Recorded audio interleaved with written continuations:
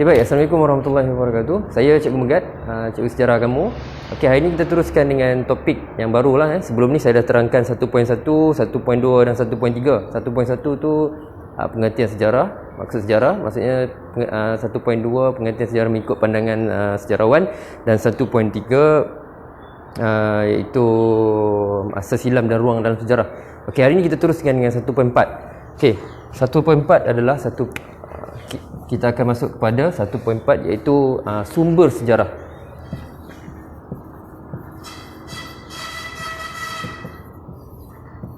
Okey, sumber sejarah. Okey. Setiap sejarawan ataupun orang yang mengkaji sejarah perlu ada sumber sejarah. Apabila mereka nak buat pentafsiran ataupun nak mengkaji sejarah dan sebagainya.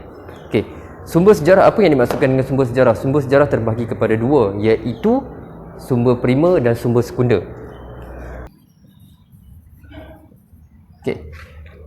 Kedua-dua ni adalah sumber sejarah yang dikatakan dengan sumber sejarah, sumber primer dan sumber sekunder. Apa itu sumber primer dan sumber sekunder? Okey, sumber primer adalah sumber utama ataupun sumber pertama, dan manakala sumber sekunder adalah sumber yang kedua.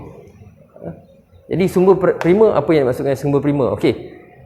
Untuk penjelasan yang lebih lanjut dan terperinci, kamu boleh rujuk dalam buku teks digital ataupun buku teks bila kamu dapat nanti, muka surat 8. Okey.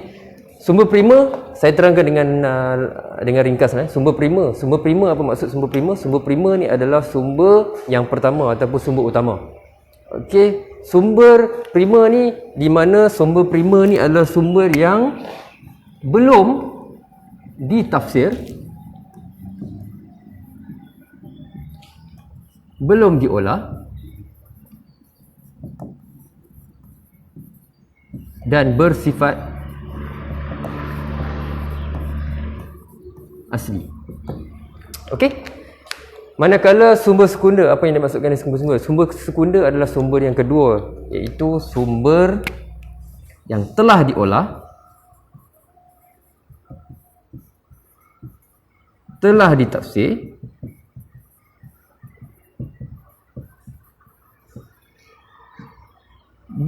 yang telah diterbitkan.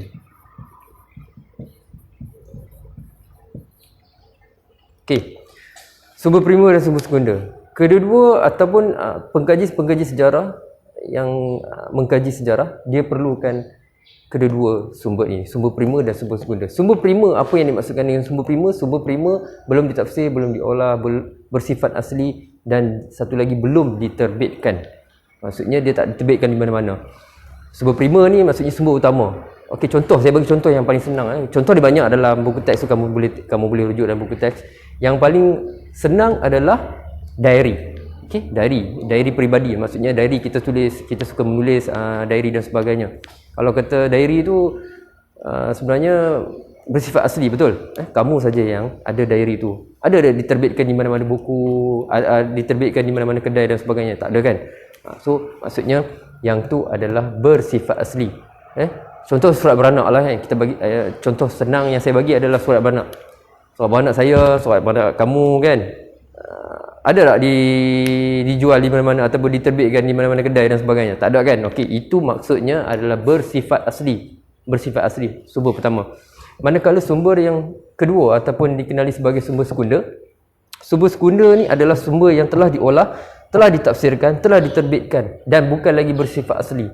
Maksudnya telah diterbitkan. Contoh yang paling senang adalah buku teks ataupun buku mana-mana buku yang kamu jumpa ataupun kamu beli di kedai. Maksudnya itu adalah sumber yang kedua yang telah ditulis dan diterbitkan dan sebagainya. Okey. Dan dia dia tidak lagi bersifat asli. Contoh macam akhbar, jurnal, ensiklopedia dan sebagainya.